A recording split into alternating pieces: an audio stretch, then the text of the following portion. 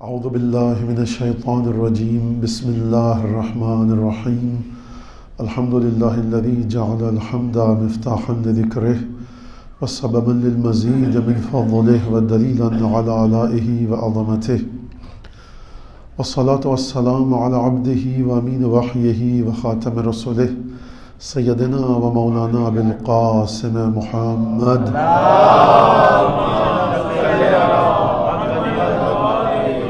وعلى أهل بيته الطيبين الطاهرين الذين أذهب الله عنهم الرجس وطهرهم تطهيرا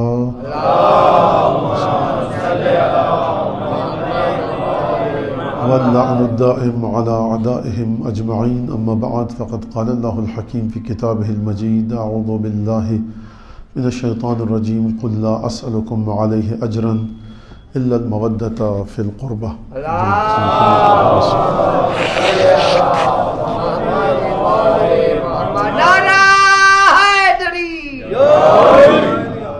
محبت اہل بیت رسول خدا کی رسالت کا اجر قرار پا رہی ہے، اور محبت اہل بیت، مودت اہل بیت رسول خدا کی رسالت کے ہم پلہ ہے، اس کی ہمسر ہے، اس کی ہمتا ہے، اور جو محبت اہل بیت میں جتنا آگے ہوگا، جتنی زیادہ محبت اہل بیت اس کو عطا ہوگی، اور جتنی زیادہ محبت اہل بیت کا مالک ہوگا اتنا زیادہ وہ اس قابل ہوگا، اپنے آپ کو یہ کہہ پائے گا، کہہ سکے گا کہ میں نے رسول خدا کی رسالت کا اجر دے دیا، جتنی استطاعت ہوگی، جتنی سکت، جتنی طاقت ہے۔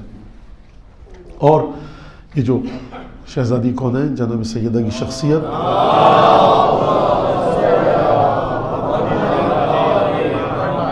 اور بی بی کا مرتبہ، بی بی کا مقام، اس کا ایک گہرا تعلق ہے امامت کے ساتھ، اور ایک بہت گہرا تعلق ہے رسالت کے ساتھ، اور میں ہر روز ہر شب یہاں پر یہ بات آپ کے سامنے عرض کر رہا ہوں۔ میری گزارش یہی ہے کہ جو خطبہ فدق ہے، جو فدق کے سلسلے میں شہزادی نے خطبہ دیا، اس میں ایک حصہ مختصر سا ایک حد تک فدق کے بارے میں ہے، لیکن دیگر جو حصے ہیں اس کے، جو اقتباسات ہیں، جو اس کے مختلف پورشنز ہیں یا ایکسٹریکشنز جو اگر آپ نکالیں اس میں سے خطبے سے، تو توحید پر گفتگو فرمائیے، رسالت پر گفتگو فرمائیے، مولا کائنات کے فضائل بیان فرمائیں، رسول خدا کے بارے میں جو فضائل بیان فرمائیں وہ بڑے عجیب فضائل ہیں، اور خود جناب امیر کے اور بی بی نے اس طرح سے مقایسہ اور کمپیریزن کیا ہے کہ میرے بابا کی رسالت سے پہلے تمہاری کیا حالت تھی، میرے بابا نے آ کر جب میرے بابا کو رسالت عطا ہوئی، اور میرے پدر گرامی رسول خدا نے جب رسالت کا کام شروع کیا، اس کے بعد تمہاری کیا حالت ہوئی، اور اس دوران تمہاری کیا حالت تھی۔ یہ بڑا عجیب، اور تاریخ پر سے پردہ اٹھایا ہے بی بی نے، اور بڑے عجیب انداز سے تاریخ پر سے پردہ اٹھایا ہے اور گفتگو فرمائی ہے۔ اور میں نے یہ بار بار عرض کیا کسی بھی حصے میں کہ جب شہزادی نے اپنے بابا کے بارے میں گفتگو کی، جناب امیر کے بارے میں گفتگو کی، عرب کی حالت کے بارے میں گفتگو کی، رسول خدا کی رسالت سے پہلے، رسالت کے دوران، اور رسول خدا کی جب رسالت مستحکم ہو گئی، یعنی پیغام ہر طرف پہنچ گیا، اس پر جو جناب سیدہ نے گفتگو فرمائی، کسی نے مسجد میں کھڑے ہو کر یہ نہیں کہا کہ یہ تم بات غلط کہہ رہی ہے، جبکہ اس میں بہت سی باتیں ایسی تھیں کہ ان کے عیوب بتا رہی تھی شہزادی، ان کی برائیاں بتا رہی تھی۔ اور یہ کیوں برائیاں بتائیں؟ تاکہ جب اچھائیاں بتائی جائیں تو سمجھ میں آئے کہ تم نے کہاں سے کہاں تک کا سفر کیا، اور یہ جو تمہیں تمام چیزیں عطا ہوئیں یہ کس بنیاد پر عطا ہوئیں۔ اور میرا وہ جملہ اس کو یاد رکھیے گا کہ مخفی ستون مسلسل کہہ رہا ہوں کہ ڈھونڈیے شہزادی کی شخصیت میں کہ کس انداز سے بی بی نے خطبے میں گفتگو فرمائی ہے توحید اور رسالت پر اور امامت پر۔ اور میں نے توحید پر گفتگو گئی 2-3 شبوں پہلے، 2-3 مجلسوں پہلے، مجھے یاد نہیں کس دن کا واقعہ بات ہے، لیکن کہ جب بی بی نے خدا کی نعمتوں پر گفتگو فرمائی، جمع عن الاحصاء امدھا و تفاوت عن الادراک ابدھا و نا عن المجازات، کہ خدا کی نعمتیں وہ ہیں کہ جن نعمتوں کو گننا انسان کے گننے کی طاقت سے باہر ہے، اور ان نعمتوں کا آخری نقطہ کہاں پر ہے؟ تفاوت عن الادراک ابدھا، کہ ان نعمتوں کو ادراک کرنا، ان نعمتوں کو سمجھنا کہ ان نعمتوں کا سفر کتنے دور تک جائے گا۔ تفاوت، فوت ہو چکا یہ ادراک انسانی سے، کوئی درک نہیں کر سکتا، کوئی سمجھ نہیں سکتا، جمع عن الاحصاء عددها، احصاء یعنی گننا، 1 2 3 4 5، اتنا عدد اور ڈیجٹس اور نمبر زیادہ ہیں گنتی میں خدا کی نعمتوں کی کہ کوئی گن نہیں سکتا. خوب توجہ کیجئے گا، شہزادی کی معرفت کو دیکھیے. کون ہے یہ بی بی؟ یہ کوئی بی بی فلسفی ہے، کوئی علم منطق کی ماہر ہے؟ البتہ تمام علم بی بی کے اشارے پر ہے. میں یہ کہنا چاہتا ہوں کہ بی بی نے سیکھا نہیں ہے کسی سے. یہ کون گفتگو کر رہا ہے؟ بڑے بڑے فلسفی اگر دو زانو بیٹھ کر بی بی سے سوال کریں. ہر نعمت کے بارے میں جناب سیدہ نے یہ نہیں فرمایا کہ بڑی اچھی اچھی نعمتیں دی. نعمتوں کے 3 یا 4 مرحلے ہیں. ایک مرحلہ نعمتوں کا گننا، ایک مرحلہ نعمت جس نے آپ کو دی اس کے مقابل میں اس کی جزا دینا، تیسرا یہ کہ اس نعمت کے بارے میں یہ کہنا کہ اس نعمت، یہ جو نعمت عطا ہوئی ہے کتنی دور تک اس نعمت کا فائدہ جائے گا. یہ بتاتا ہے کہ یہ جملہ کہنے والی شہزادی، یہ جس زبان مبارک سے جملے نکل رہے ہیں وہ عام انداز سے نعمتوں کو نہیں دیکھ رہی کہ روٹی اور نان و نمک کی بات ہو، غلے اور آذوقے کی بات ہو، جو اور گندم کی بات ہو، بلکہ یہ بی بی نعمتوں کے گرد تمام احاطہ رکھتی ہے کہ جب خداوند تبارک و تعالیٰ کی نعمتوں کا ذکر کیا جائے تو الحمدللہ رب العالمین جب آپ نے کہا تو شکر ادا کیا، پروردگار شکر تیرا، شکر ادا کیا. لیکن گرفت دیکھیے نعمتوں کے سلسلے میں بی بی کی کیسی ہے کہ یہ بھی کہا کہ کوئی نعمتوں کو گن نہیں سکتا. کتنی نعمتیں کوئی نہیں گن سکتا. اور پھر جب نعمت دی جاتی ہے اس کے مقابلے میں جو نعمت لیتا ہے اس کا فرض کیا ہے، اس کی ذمہ داری کیا ہے، اس پر واجب کیا ہے کہ نعمتیں لینے کے بعد شکریہ ادا کرے. فرمایا جمع عن المجازات عمدها. کوئی شخص جو پروردگار عالم کی مخلوقات جو پروردگار عالم سے نعمتوں کو وصول کر رہی ہیں، جمع عن الاحصاء، جمع عن المجازات عددها یعنی عمدها، کوئی بھی شخص مجازات یعنی نعمتوں کے مقابلے میں شکریہ ادا کرنا. پانی کا گلاس دیا آپ، میں نے کہا بہت شکریہ، مولا خوش رکھے. ایک گھونٹ پیا، امام حسین کی پیاس کو یاد کیا، اس میں آپ بھی شریک ہو، مولا آپ کو ساقی کوثر کے ہاتھوں سیراب کروائے. اتنی دعائیں دی. آپ نے کہا مولانا پتا ہوتا تو 10 گلاس اور دیتے آپ کو. تو یہ میں نے، آپ نے مجھے نعمت دی پانی کی، میں نے مجازات، جزا، اس کے اگینسٹ، اس کے مقابلے میں آپ کو ایک چیز دے دی. ایک گلاس دیا تھا اور پھر ہم میں کہا جائے گا آپ نے ایک گلاس پلایا، اتنی ساری دعائیں لے لی. مولانا نے حق ادا کر دیا شکریہ کا. بی بی کہتی ہے خدا کی نعمتیں ایسی نہیں ہے کہ اس کے جواب میں تم اس کے شکریہ کا حق ادا کر سکو. جمع عن المجازات عمدها. دیکھیے خوب توجہ کیجئے گا، 18 سال کی ہے شہزادی، 18 سال کی ہے بی بی، کس طرح سے گفتگو کر رہی ہے. ہاتھ کنگن کو آرسی کیا، نہ گھوڑا دور نہ میدان. رسول خدا کے صحابیوں کی جو آخری تعداد ملتی ہے 1,20,000 1,30,000 غدیر کے موقع پر. جا کر دیکھ لیجیے ان کی جو گفتگو ہے، کہیں پر ایسا خطبہ ہو. ایک بات تو یہ ہو گئی کہ کوئی بھی صحابی بی بی کے مرتبے پر آ کر خطبہ بھی نہیں دے پایا. مولانا یہ مقایسے کی کون سی تک ہے؟ بھائی آپ کو تو توحید بتانی ہے نا، آپ کو رسالت بتانی ہے، آپ کو نعمتوں پر گفتگو کرنی ہے. کہیں تو کوئی کرتا گفتگو نہیں کی. ایک ہستی ہے جس کے خطبوں میں جھلک آتی ہے شہزادی کی، وہ وہی ہستی ہے کہ جو شہزادی کے ہم پلہ ہے. اگر وہ نہ ہوتا تو شہزادی کا ہمسر اور ہم پلہ کوئی نہ ہوتا. اگر آپ کو یہ رنگ، یہ ڈھنگ، یہ زبان، یہ لسان، یہ گفتگو کا طریقہ دکھے گا تو یا رسول خدا کے خطبوں میں دکھے گا، یا مولا کائنات کے خطبوں میں دکھے گا، یا شہزادی کونین کے خطبوں میں دکھے گا. تو وجہ کیا ہے؟ خواتین جب زبان استعمال کرتی ہیں تو دوسری زبان استعمال کرتی ہیں. خواتین فلسفے کی، علم کلام کی، منطق کی، ادبیات کی، لٹریچر کی دقیق اصطلاحوں سے اس طرح سے واقف نہیں ہوتی جس طرح سے ان کا شوہر جو گھر سے باہر جا کر گفتگو کر رہا واقف ہو. لیکن تینوں ہستیوں کے خطبوں میں ایک ہی رنگ کی جھلک کا مطلب یہ ہے کہ یہ اپنی ذاتیات سے بلند ہو کر گفتگو کرتے ہیں اور ان کی ذات متصل ہے عالم وحی و عالم غیب سے. یہ جو بھی لیتے ہیں وہاں سے لیتے ہیں. کل میں نے ایک حدیث پڑھی تھی آپ کے سامنے کہ من احسن عبادت اللہ فی شبیبتہ لقاہ اللہ الحکمت فی شیبتہ. جو جوانی میں خدا کی بہترین عبادت کرے خدا بڑھاپے میں اسے بہترین حکمت دے گا. ایک بچی ہے 6 سال کی، اسی بچی کا بھائی ہے 6 سال کا. فرض کیجئے دونوں نے ایک طرح سے عبادت کی، ایک طرح سے عبادت کی، ایک طرح سے تقوی اختیار کیا. اب جب یہ توحید پر گفتگو کریں گے تو ایک ہی طرح سے تو کریں گے نا. گفتگو کا رنگ ڈھنگ دیکھ کر، حکمت کے رنگ کو دیکھ کر سمجھ جائیے کہ عبادت میں ایک ہی مرحلے پر تھے. اس کا مطلب ہے کہ مولا کائنات کی طرح اگر یہ بیوی خطبہ دے رہی ہیں، مولا کائنات تو جناب سیدہ بہت آگے کی بات ہے. جو ان کی وارث ہیں جناب زینب سلام اللہ علیہ،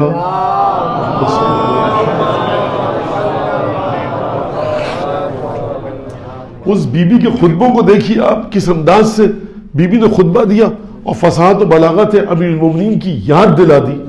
تو یہ عجیب طریقہ ہے اور عجیب سلسلہ ہے اس گھرانے کا. تو جب ایک عام آدمی کے بارے میں چھٹے امام فرما رہے ہیں جو جوانی میں بہترین عبادت کرے گا، بڑھاپے میں پروردگار عالم اسے بہترین وزڈم، انٹیلیکٹ، حکمت، شعور عطا کرے گا. جو عبادت بہترین کرے گا خدا اسے شعور اور حکمت عطا کرے گا. لیکن مجھے یہ بتائیے کیا کیا جائے؟ کنور موہندر سنگھ بیدی، بہت سے لوگ جانتے ہیں، بر صغیر کے شاعر تھے، ہندوستان کے، سکھ مذہب سے تھے، گرو نانک کی 7ویں شاید 8ویں 10ویں نسل سے ہیں، سکھ تھے. ان کا عجیب شعر ہے، اے جبین مصطفیٰ یہ تو بتا، ماتھا جبین نہیں ماتھا، اے محمد مصطفیٰ کے ماتھے جب آپ سجدہ کرتے ہیں تو کیا چیز رکھتے ہیں زمین پر؟ بہترین چیز. عجیب ہے، مجھے سمجھ نہیں آتا ذات فاطمہ کے معجزات کہ سکھ کی زبان سے ایسا شعر جس کی جڑ اقرا بسم ربک الذی خلق میں ہے. یعنی میں جب بھی یہ شعر سنتا ہوں مجھے سمجھ میں نہیں آتا کہ پروردگار تو کیا چاہتا کیا ہے پنجتن کے بارے میں. اے جبین مصطفیٰ یہ تو بتا کتنے سجدوں کا صلہ ہے فاطمہ.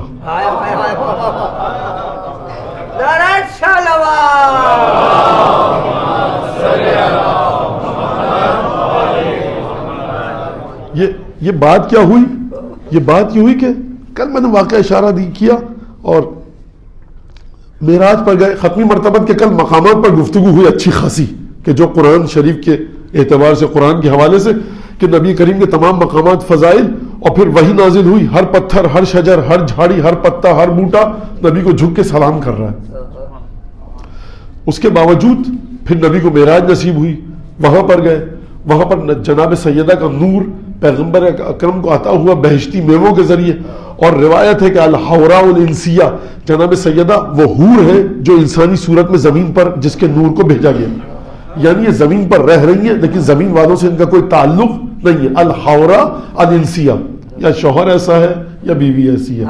شوہر کے بارے میں فرمان من اراد ان ينظر الى میت تمشی علی ظہر الارض، جو چاہتا ہے کہ زندہ میت کو دیکھے وہ علی ابن ابی طالب کو دیکھے. کیا مطلب اس کا؟ یعنی میت کی کوئی نفسانی خواہش نہیں ہوتی ہے. علی ابن ابی طالب اس لحاظ سے دیکھو کہ خواہشوں کو مار چکا ہے، زندہ میت ہے جو زمین پر چل رہی ہے. اور اگر تم آدم سے لے کر عیسیٰ تک کے کمالات کو دیکھنا چاہتے ہو تو علی کو دیکھو. یعنی کمالات انبیاء کی حیات علی، نفسانی خواہشات کو مارنے والی شخصیت کا نام علی. اگر شہوتوں کو ختم اور فنا کے مرحلے پر پہنچا دینے والے شخص کی بات کرو تو علی، اور اگر انبیاء کے کردار کو حیات عطا کرنے والے شخص کی بات کرو تو علی. یعنی موت اور زندگی دونوں علی کے قبضے میں ہے. تو وہاں پر گئے. اس کے بعد عبادتوں کے بعد خوب توجہ کیجیے، سبحان الذی اسری بعبدہ، پاک ہے وہ ذات جو اپنے بندے کو لے کر گئی. یہ بندگی وہ بندگی نہیں ہے جو حضرت ابراہیم کو سب سے پہلے مرحلے پر ملی تھی. خوب توجہ کیجئے گا، پانچویں امام نے کیا فرمایا جناب ابراہیم کے بارے میں کہ پروردگار اس سے پہلے کہ ابراہیم کو نبوت دیتا کیا دیا؟ بندگی اور عبودیت، اور عبودیت کے بعد نبوت دی، نبوت کے بعد رسالت دی، رسالت کے بعد خلت دی، خلت کے بعد امام بنایا. تو ہم رسول خدا کے بارے میں فرماتے ہیں اشہد ان محمدن عبدہ ورسولہ. یہ بندگی ابراہیم کی وہ بندگی نہیں ہے جو سب سے پہلے ابراہیم کو ملی. یہ بندگی وہ ہے جو مقام رسالت اور امامت کے بعد رسول خدا کے وجود میں آئی ہے. یعنی اب جو پروردگار عالم کہہ رہا ہے سبحان الذی اسری بعبدہ، پاک ہے وہ ذات جو اپنے بندے کو لے کر گئی، تو آپ عبد کا لفظ دیکھ کر یہ مت کہیے گا کہ یہ تو وہ مرحلہ ہے جو ابراہیم کے سب سے پہلا مرحلہ تھا. بندگی نبوت اور امامت سے پہلے الگ ہے، جو نبوت اور امامت کی بنیاد فراہم کرتی ہے اور نبوت اور امامت کے تقاضوں کے مطابق عبادتیں کر کے امتحانات دے کر جو بندگی ملے وہ ایک الگ بندگی ہوتی ہے، وہ بنیاد ہے، یہ بندگی کی معراج ہے۔ لے کر گیا پروردگار عالم معراج کے مقام پر نور فاطمہ عطا ہوا، یعنی جب رسول خدا پہنچیں گے معراج پر اپنی عبودیت کی تب فاطمہ کے تحفے کو لینے کے مستحق ہوں گے۔ روایت آپ کو یقیناً یاد ہونی چاہیے اور ہوگی، اور میں وہ روایت یہاں پر پیش کر دوں کہ جب نور سیدہ کو خلق کیا گیا تو اب یہاں پر ایک بات اور میں کہوں، اب دیکھیں جناب سیدہ کے وجود پر گفتگو ہے فضیلتوں پر، اور اس طرح سے بات نہیں کی جا سکتی کہ کسی کے ذہن میں کوئی سوالات آ جائے۔ دو باتیں ہیں، مطلب کو پریکٹیکل بات کی جائے، وہ جناب سیدہ یہ مقامات تھے، اب ہم کیا کریں، ہمیں کیا فائدہ؟ ایک سوال یہ آ سکتا ہے نوجوان بچوں کے ذہن میں میرے، کوئی پریکٹیکل بات کیجئے، تو ہم یہاں پر یہ بات نہیں کر رہے ہیں کہ جناب سیدہ فزکس کے بارے میں کیا کیا کر گئی، کیمسٹری کے بارے میں کیا کیا کر گئی، ہم یہ بات کریں کہ وجود جناب سیدہ کا مقام پروردگار عالم سے کتنا مقرب ہے، اور پھر اگر کوئی یہ سوال کرے کہ کوئی پریکٹیکل اور عملی بات کیجئے، کہ کوئی اکیڈمک بات کیجئے، نالج علم کے لحاظ سے کیا حصہ ہے ائمہ کا علم کے اندر، تو اس بات کے جواب کے سلسلے میں توحید پر گفتگو اس وجہ سے کی جائے گی کہ پتہ لگ سکے وہ خاتون جو مکے کے اس ماحول میں پلی بڑھی، بن ماں کے پلی بڑھی، پروان چڑھی، باپ گھر میں رہتا نہیں تھا، وہ جب توحید پر گفتگو کر رہی تو آخر اس نے یہ علم سیکھا کیسے؟ میری پوری کی پوری کوشش یہ ہے کہ شہزادی کونین کا یہ جو جملہ خطبے کے اندر ہے وَنَحْنُ حُجَّتُهُ عَلَى غَيْبِهِ، خدا کے غیب کی دلیل ہمیں، خدا کے وجود کی دلیل ہمیں، یعنی سیدہ کے مقام کو دیکھو اور پھر خود سیدہ کی زبان سے خدا کے وجود کا اقرار اور اعتراف دیکھو، یعنی سب سے پہلا مرحلہ یہ ہے، آج جو ملحد ہونا چاہے، جو دہریہ ہونا چاہے، جو ایتھیسٹ ہونا چاہے، جناب سیدہ کا خطبہ اس کے پاؤں کو جکڑ لے گا، تو خدا کا انکار کرنے چلا ہے، پہلے خطبے کی چھلنی سے تو گزر۔ آپ کس طرح سے یہ بات ہو رہی ہے؟ عمل کے مقام پر دیکھیں گے، کوئی حقیقت ہے تبھی کروڑوں سکوں کی مالک ہونے کے باوجود یہ جو کی روٹی کھا رہی ہے، آخر کس امید پر؟ یہ کہاں تک پہنچنا چاہتی ہے بی بی؟ کس مقام پر جانا چاہتی ہے بی بی؟ اپنے ہاتھ سے خادمہ اگر گھر میں ہے، ایک دن تم کام کرو گی، ایک دن ہم۔ یہ کس کی بیٹی ہے؟ کس کی بیٹی؟ نبی اکرم کی۔ فضہ کون ہے؟ ایک حبشی کنیز۔ ایک دن تم کام کرو گی، ایک دن ہم۔ کتنی عزت ملی فضہ کو اس گھر میں؟ سوال یہ جو کربلا تک ساتھ گئی ہے نا، فضہ اپنے آپ کو جناب زینب سے جدا کر نہیں سکتی، ماں کے اتنے احسانات ہیں۔ یہ چیز بتاتی ہے کہ فضہ کا تعلق توحید پر دلیل ہے، فضہ کا تعلق جناب زینب کے ساتھ کیسے توحید پر دلیل ہے؟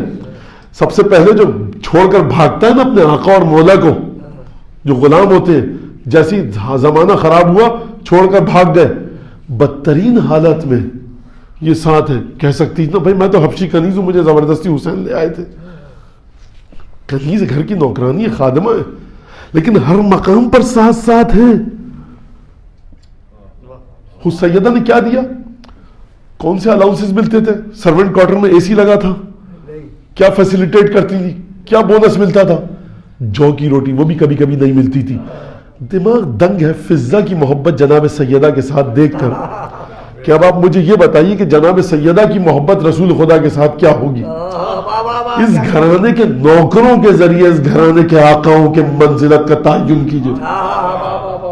دکھائے بنو امیہ بہت بڑا خاندان ہے، بنو عباس بہت بڑا خاندان ہے، ایک غلام لا کے دکھاؤ قمبر سا، ایک کنیز لا کے دکھاؤ فضہ سے۔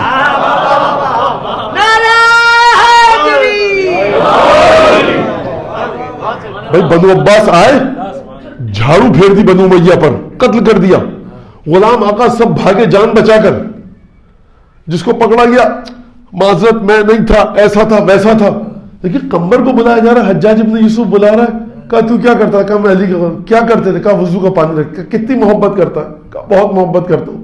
کہا تیرے مولا نے یہ بتا کیا بتایا تھا؟ کل گفتگو گزری کہ تیرے مولا نے کیا کہا تھا، میں تجھے کیسے قتل کروں گا؟ کہا کہ تو مجھے بلا رہا ہے تو مجھے پتا ہے تو مجھے قتل کرے گا، یہ مجھے میرا مولا بتا چکا ہے۔ کہا کتنی محبت ہے؟ کہا شدید محبت ہے علی ابن ابی طالب سے، غلام ہے پتہ ہے قتل کر دے گا, سینہ تان کے کہہ رہا میرا مولا پہلے بتا چکا ہے تو مجھے قتل کرے گا. ظالم پوچھ رہا کیا بتایا تھا, کیف اخبرک مولاک, کیا بتایا, کیا خبر دی تیرے مولا نے؟ کہا تو اس طرح سے مجھے قتل کرے گا. کمیل حجاج بن یوسف نے قتل کیا, رشید حجری, حجر بن عدی, عمرو بن حمق خزائی, یہ تمام کے تمام لوگ قتل کیے گئے مولا کے دشمنوں کے ہاتھوں. لیکن عجیب ہے, یعنی علی بن ابی طالب کی شخصیت کا وہ زاویہ دیکھیے, اپنے ساتھیوں کو کوئی 4 سکے زیادہ نہیں مل رہے, وہی بیت المال سے مساوات کے ساتھ. خوب توجہ کیجیے گا, ملک کے حالات دیکھیے, سمجھیے, ذرا سی لرزش آتی ہے نا پارلیمنٹ میں, ادھر سے ادھر, ادھر سے ادھر, مسئلہ تہوبالا ہو جاتا ہے. اور کہاں قمبر کو دیکھیے آپ, بھائی یہ بتا تو جو علی کے ہاتھوں قتل ہونے والا ہے, علی نے تجھے سال میں کتنے بونس دیتے تھے؟ کچھ نہیں, جو کی روٹی خود بھی کھاتے تھے, میں بھی کھاتا تھا. تو کس بنیاد پر علی بن ابی طالب کے لیے تم اپنی جان فدا کر رہے ہو؟ مسئلہ یہ ہے کہ نشہ ایسا ہے حب علی کا, یہ کسی کو سمجھ میں نہیں آتا.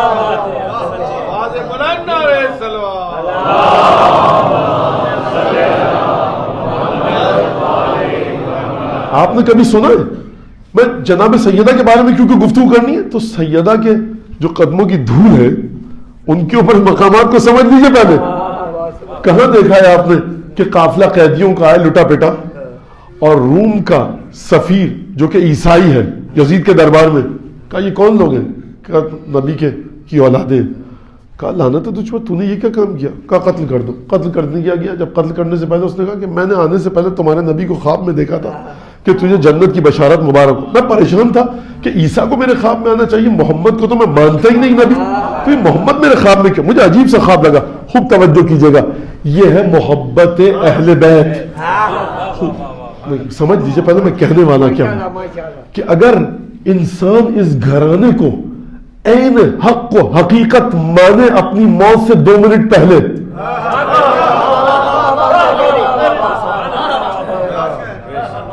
یعنی کیا مطلب؟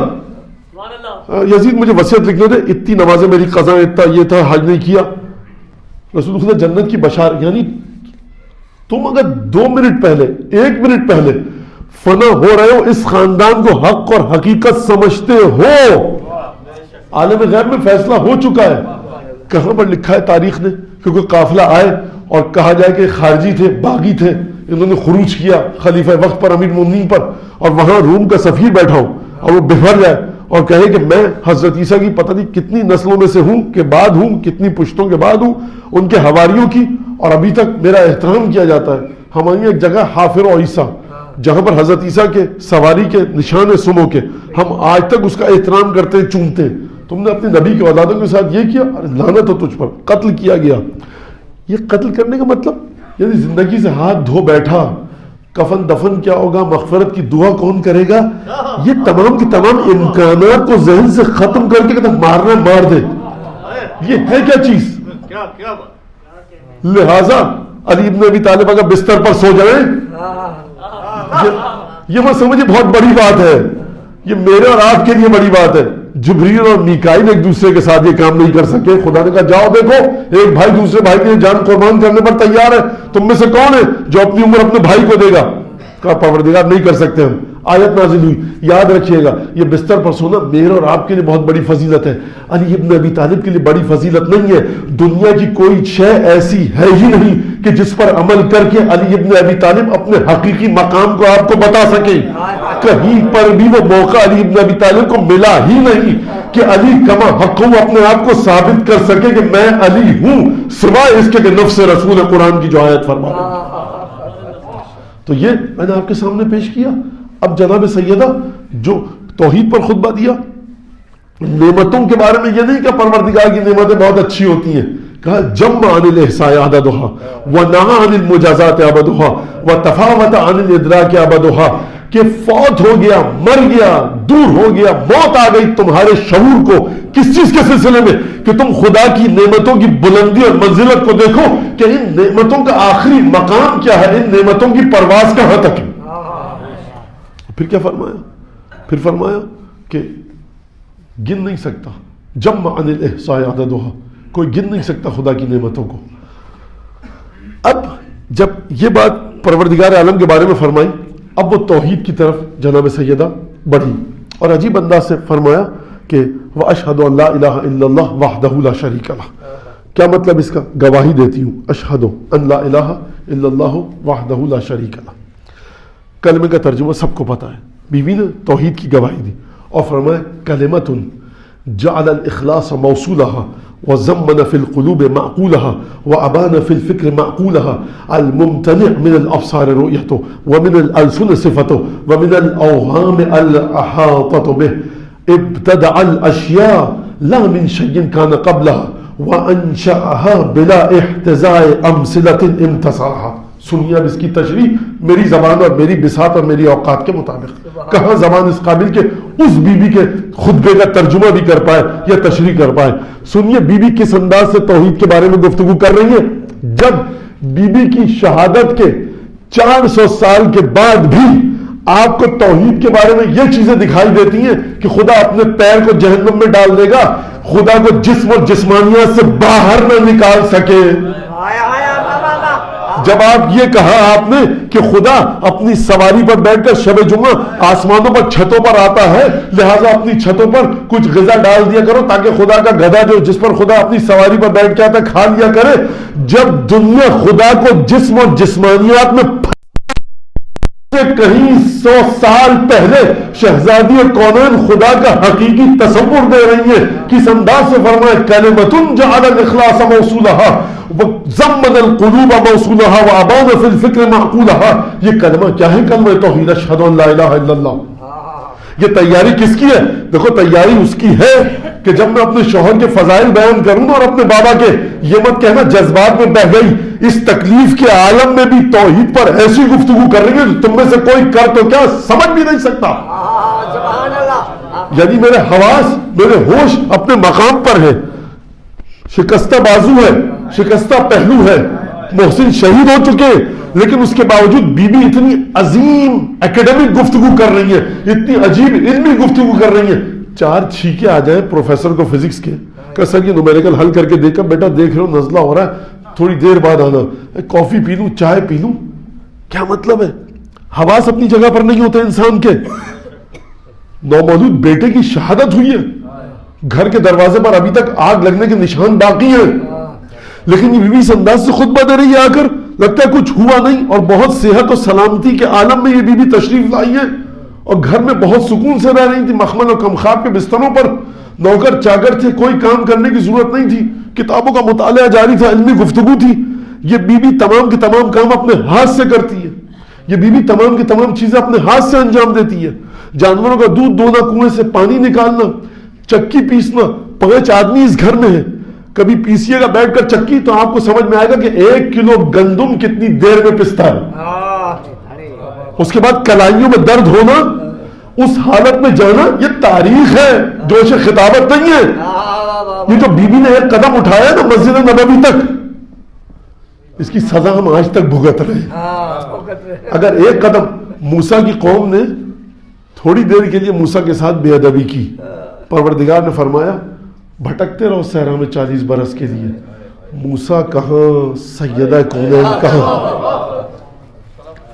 تو ہم نے اور آپ نے جو سیدہ کونین کے ساتھ کیا تو پھر خدا ایسے ہی چھوڑ دے گا. ایک قدم کا حساب نہیں دے سکتا کوئی, ایک آہ کا حساب نہیں دے سکتا. کیا فرمایا؟ کلمۃ جعل الاخلاص موصولها جعل الاخلاص تأویلها. یہ وہ کلمہ ہے اشہد ان لا الہ الا اللہ وحدہ لا شریک لہ, کہ اخلاص کو جس کی تعویل قرار دیا. سن لیجئے ذرا اب اس بات کو کہ یہ وہ کلمہ ہے اشہد ان لا الہ الا اللہ وحدہ لا شریک لہ جس کی تعویل اخلاص ہے. تعویل کس کو کہتے ہیں؟ بازگشت کو. یعنی کیا مطلب؟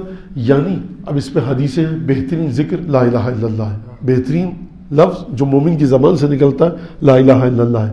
کیوں لا الہ الا اللہ ہے؟ کیونکہ وہ ہر جھوٹے غلط خدا کی نفی کرتا ہے, اس حقیقی خدا کو مان رہا ہوتا ہے. اور سبحان اللہ والحمدللہ ولا الہ الا اللہ واللہ اکبر تسبیحات اربعہ میں بھی یہ جملہ موجود ہے, اور اس جملہ اس لفظ کا, اس ذکر کا جز قرار پایا ہے کہ جب مومن یہ جملہ کہتا ہے, یہ کلمہ پڑھتا ہے, تو جنت میں فرشتے اس کے لیے گھر بنانے لگتے ہیں, اور پھر جب رک جاتا ہے تو جنت کے فرشتے گھر بنانے سے اپنے ہاتھوں کو روک دیتے ہیں. اب یہ روایت میں آیا ہے, کوئی ضروری نہیں ہے کہ آپ اس پر ایمان لائیں, سمجھنے کی کوشش کریں کہ جنت میں گھر کیسے بنے گا. حدیث میں آیا تھا, میں نے آپ کو بتا دیا. ضروری نہیں کا مطلب یہ کہ سمجھنے کی ضرورت نہیں کیا ہے اس, کیونکہ اس وقت ہمارا یہ موضوع نہیں ہے. تو بی بی فرماتی کوئی اگر اس کلمے کو پڑھے گا, جعل الاخلاص تعویلہا, کہ اس کلمے کی حقیقت کیا ہے, بازگشت کیا ہے, اس کلمے کا کنکلوژن کیا ہے, اس کے آفٹر ایفیکٹس کیا ہیں. جعل الاخلاص, یہ کلمہ اخلاص لے کر آتا ہے. مسلسل اس کلمے کو پڑھتے رہو, یہ اخلاص لے کر آتا ہے. وَزَمَّنَ الْقُلُوبَ مَوْصُولَهَا وَأَبَانَ فِي الْفِكْرِ مَعْقُولَهَا. میں کہتا ہوں کہ واقعا چوکھٹ ہو جناب سیدہ کا, اس پر انسان سجدہ کرے اور اسی عالم میں موت آ جائے. یہ دو جملے ایسے بخدا, یعنی یہ میں اپنی تعریف نہیں کر رہا, یہ شہزادی کے فضائل بیان کر رہا ہوں.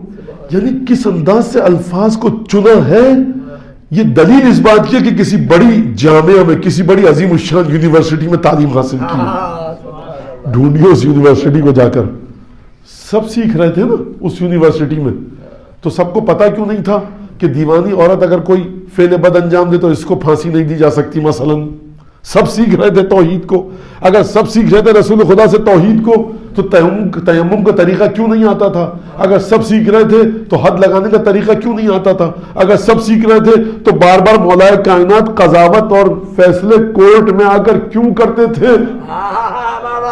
بھئی اگر آپ سے زیادہ علی کو پتا ہے تو بٹھا دیجئے علی کو, بابر زحمت دینے کی ضرورت کیا ہے؟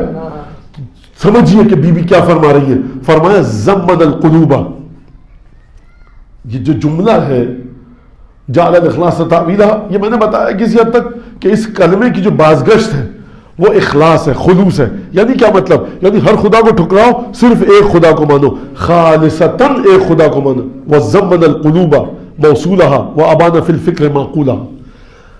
فرمایا زمنہ کا مطلب یہ کسی چیز میں کسی چیز کو رکھ دینا. یعنی جب آپ مشکیزہ لاتے ہیں, اس میں پانی ہے, تو آپ کہتے ہیں کہ اس مشکیزے میں متضمن ہے یہ مشکیزہ پانی کا. کوئی آپ نے جملہ لکھا, کوئی پیج لکھا, اس صفحے کے اندر یہ صفحہ متضمن ہے, فرض کیجئے کہ کس طرح سے اچھی زندگی گزاری جائے. ایک صفحہ لکھا آپ نے کس طرح سے درخت اگائے جائیں, آپ نے کہا یہ صفحہ جو میں نے لکھا ہے نا, کالم لکھا ہے یا کتاب لکھی ہے, متضمن ہے کہ کس طرح سے اس بات کی متضمن ہے, اس بات کو اپنے اندر لیے ہوئے ہے. اور بچوں کے لیے آسان کر دوں, اس صفحے کے کانٹینٹ یہ ہے کہ کس طرح سے درخت اگائے جائیں.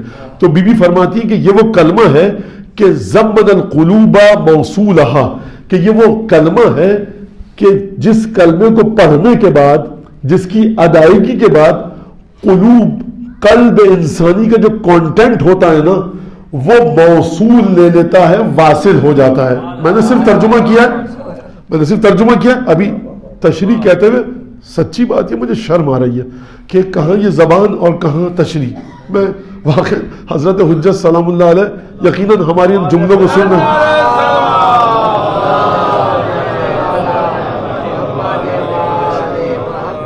ان جملوں کو ہمارے سن رہے, اور مولا کی خدمت میں, مولا یہ میری اوقات اتنی ہے, اس سے زیادہ کچھ ہے نہیں. اور بس یہ ہے کہ کیا کہا جائے کہ قلب کا جو کانٹینٹ ہے وہ کیا ہو جاتا ہے, وصول ہو جاتا ہے. وصول کا مطلب کیا ہے؟ ریسیو کر لینا. کیا چیز قلب وصول کرتا ہے, ذہن میں رکھیے گا. وَأَبَانَ فِي الْفِكْرِ مَعْقُولَهَا, اور پروردگار نے جو کلمہ سکھایا نا, اشہد ان لا الہ الا اللہ وحدہ لا شریک لہ, ابان فی الفکر, انسان کی فکر, یہ انسان کی جو مینٹل ایکسرسائز ہے, جو دماغ سوچتا ہے, کیلکولیشن کرتا ہے, کم و زیادہ کرتا ہے, جمع تفریق کرتا ہے, ایڈ کرتا ہے, سبسٹریکٹ کرتا ہے, مائنس کرتا ہے, پلس کرتا ہے, یہ جو سوچنے کا عمل ہے, بی بی فرمانی اس سوچنے کے عمل میں خدا نے اس کلمے کے ذریعے سوچنے کے عمل میں اپنے وجود کو عقلی طور سے منوایا ہے, اور اس کلمے نے قلبی لحاظ سے اپنی معرفت کو وصول کر دیا ہے. دوبارہ مزید میں بات کروں اس پر. خدا ان تمام علماء پر رحمت نازل کرے, ان کو نیک توفیق ہدایت دے کہ جنہوں نے اس خطبے کو نقل کیا. اور سب سے بڑھ کر یہ جو خطبہ ہم تک پہنچا ہے, یہ آپ کو سن کر بہت سے لوگوں کو حیرت ہوگی کہ سب سے پہلی جو راوی ہے اس خطبے کی وہ ہماری 4 سال کی شہزادی زینب ہے, جنہوں نے اس خطبے کو نقل کیا.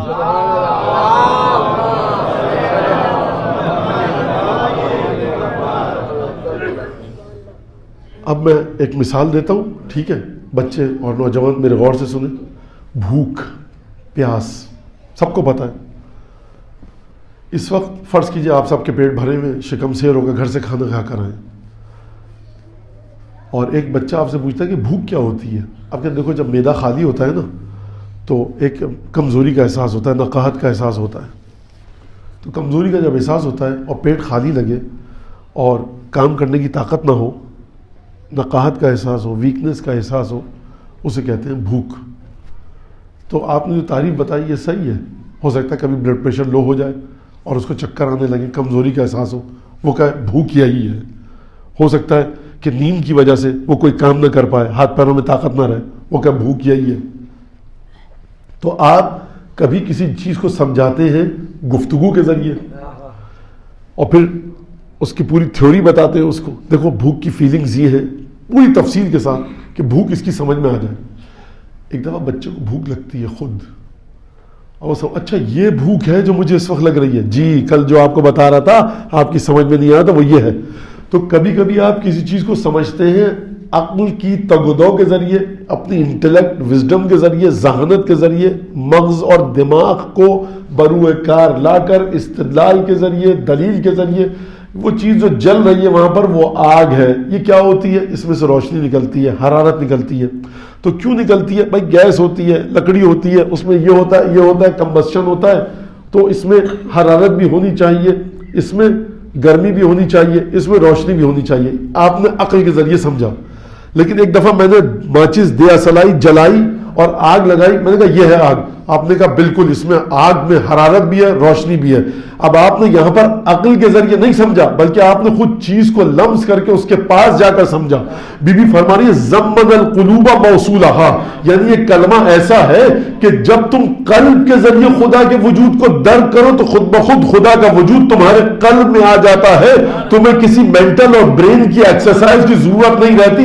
لیکن اگر اسی اشہد ان لا الہ الا اللہ وحدہ لا شریک کو کسی ایکویشن کے ذریعے، کسی فلسفیکل یا لاجیکل ایکویشن کے ذریعے سمجھو تو پھر تمہیں اپنی عقل کو بروئے کار لانا پڑے گا، فکر کو بروئے کار لانا پڑے گا. اباد فی الفکر معقولہا، اس کلمے کے ذریعے پروردگار عالم نے تمہاری فکروں میں اپنے وجود کو اس پورے فلسفی پروسیس کے ذریعے واضح کر دیا ہے.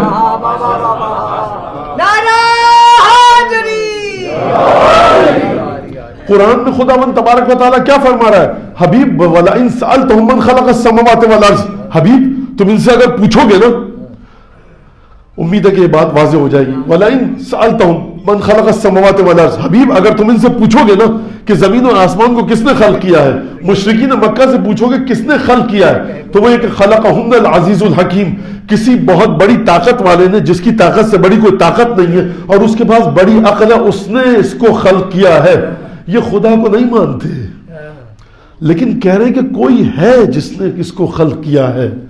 یہ ہے خدا کے وجود کی وہ دلیل جو ان کے دلوں میں ہے. عقل کے مرحلے پر آ کر ٹھکرا دیتے، عقل کے مرحلے پر آ کر قبول نہیں کرتے، کہتے ہمیں دلیل بتاؤ. دکھتا نہیں ہے خدا، جب دکھتا نہیں تو وہ کیسے خلق کر سکتا ہے؟ یعنی ان کے دلوں کو اگر ٹٹولو گے تو کہیں گے خلقہم عزیز الحکیم، ان زمین اور آسمان کو عزیز اور حکیم نے خلق کیا ہے. کیوں؟ کیونکہ سورج ایک جگہ سے نکل رہا ہے، ایک جگہ پر غروب ہو رہا ہے. چاند ایک جگہ سے نکل رہا ہے، ایک جگہ پر غروب ہو رہا ہے. یہ چار موسم، یہ سمندر، اور اس کے بعد پروسیس پورا، سمندر کے بخارات، ویپرز، برف میں تبدیل ہونا، پانی میں تبدیل ہونا، پہاڑ کی چوٹیوں پر برف کا جمنا، برف کا پگھلنا، دریاؤں کا وجود میں آنا، انسانوں کا، جانوروں کا سیراب ہونا، پھر دریا کا سمندر میں گرنا، سمندر کا پھر بخارات بننا، بخارات کا پھر برف بننا. ایک سائیکل ہے پہیے کی طرح جو گول گول گھوم رہا ہے. یہ تم کس بنیاد پر اعتماد کر کے فورکاسٹ کرتے ہو، پیشن گوئی کرتے ہو کہ اگلے سال اتنے ملی میٹر بارش ہوگی؟ یہ جو آپ کیتلی رکھتے ہیں چولہے کے اوپر اور چولہا جلاتے ہیں اور بیگم صاحبہ کہتی ہیں زوجہ محترمہ کہ جا رہے تو پتی ڈال دیجیے گا. اب آپ نے جب ڈھکنا ہٹایا کیتلی کا تو وہاں پر برف جمی ہوئی ہے اور آپ نے برف کی ٹرے رکھی پانی بھر کر فریزر کے اندر. 24 گھنٹے بعد اس امید پہ نکالی کہ برف جمی ہوئی ہوگی، شربت میں ڈال کر پیے، گرمی کا زمانہ ہے. آپ نے برف کی ٹرے نکالی فریزر میں سے، پانی ابل رہا ہے، تو آپ کس کا گریبان پکڑیں گے؟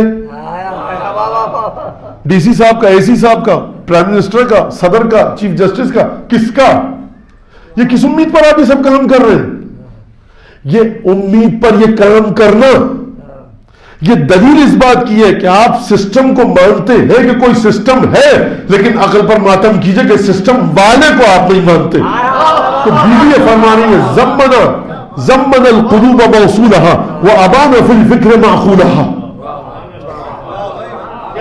شہزادی کونین کی بارگاہ میں بلند آواز سے درود بھیجیے.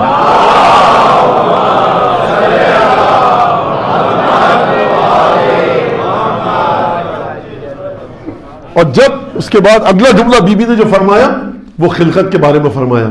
کس طرح سے خلقت کے بارے میں فرمایا؟ ایک بڑا فیصلہ کن مرحلے پر آ کر بی بی نے جملہ کہا ابتدع الاشیاء لا من شیء قبلها وانشأها بلا احتزاء امثلة امتصلها. اس جملے کو بھی پھر وہی پوری شرمندگی کے ساتھ امیر المومنین کی بارگاہ میں اور رسول خدا پنجتن تمام کہ میں یہ کیا جملہ بہرحال ترجمہ کر رہا ہوں اور کسی حد تک پیغام پہنچ جائے.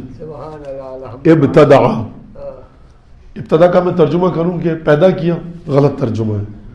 ابتدا کا مطلب ہے پیدا کیا اس طرح سے پروردگار نے اس پوری کائنات کو کہ اس سے پہلے اس کائنات جیسی کوئی کائنات نہیں تھی.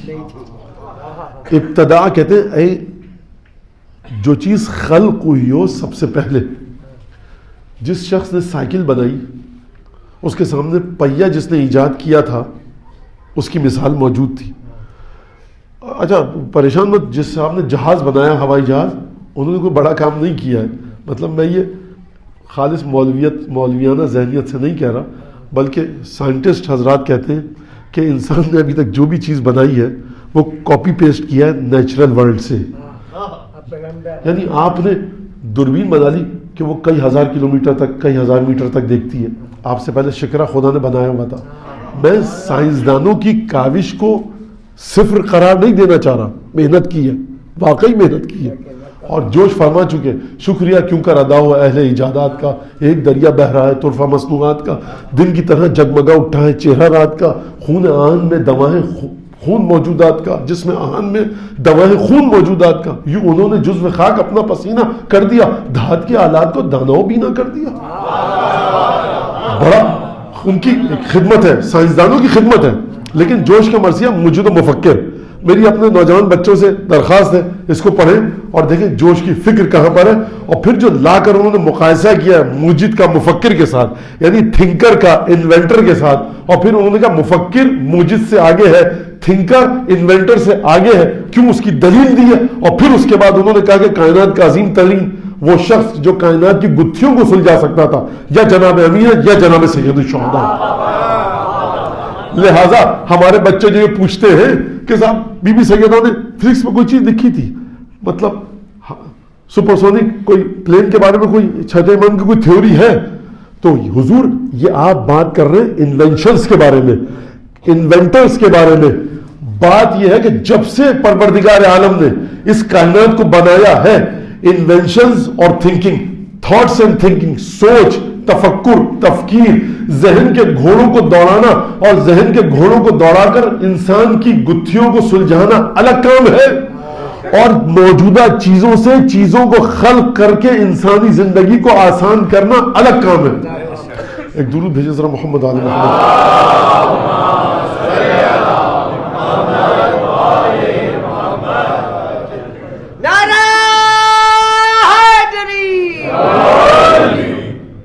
محمد آل محمد بلند تر